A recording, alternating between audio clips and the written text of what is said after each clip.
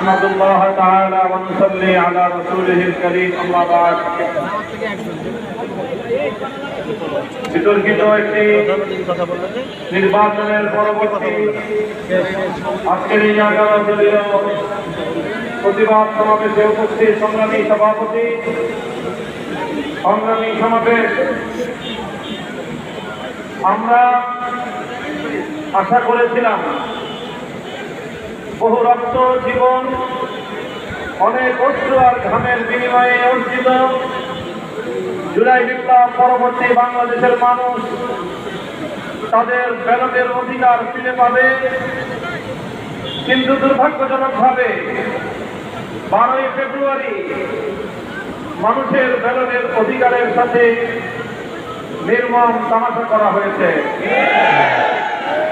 সারাদিন শান্তিপূর্ণ নির্বাচনের প্রকাশ্য নাটক সাজিয়ে সন্ধ্যার পর থেকে সূক্ষ্ম ইঞ্জিনিয়ারিং এর মাধ্যমে টার্গেটকৃত ব্যক্তিদেরকে জাতীয় সংসদে যাওয়ার পথে প্রতিবন্ধকতা সৃষ্টি করা হয়েছে। ডিপ স্টেটের এজেন্ডা বাস্তবায়ন করতে বাংলাদেশের জনগণের অর্থে লালিত প্রশাসন ব্যবহৃত হয়েছে। সিইসি, আপনাকে বলতে চাই, আপনার পূর্ববর্তী সিইসির পরিণাম থেকে আপনি শিক্ষা গ্রহণ করুন।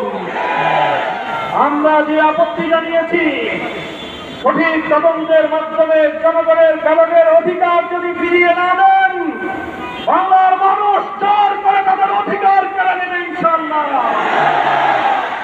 আপনাদের এই প্রহসনের প্রতিবাদ করার পর গোটা বাংলাদেশ জুড়ে আমাদের 11 দলীয় নির্বাচনী ঐক্যের নেতা কর্মী সমর্থকদের উপর যেই পৈশাচিকতা চালানো হচ্ছে, আমাদের বোনদেরকে ধর্ষণ করা হয়েছে, আমাদের মা বোনদের শ্লীলতাহানি শুধু নয়, তাদেরকে শারীরিকভাবে লাঞ্ছিত করা হয়েছে, আমাদের বাড়ি ঘরে অগ্নি সংযোগ করে বাংলাদেশে আবার নতুন করে প্রতিবাদ ফিরিয়ে আনবার পায়তারা চালানো হচ্ছে।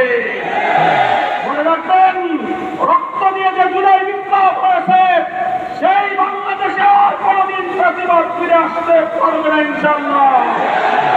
পুরনো প্রতিবাদীদের সাথে সখ্যতা করে বাংলাদেশের রাজনীতিতে যদি তাদেরকে আপনারা প্রবেশ করবার সুযোগ তৈরি করে দিতে চান, যেই পথ প্রতিবাদকে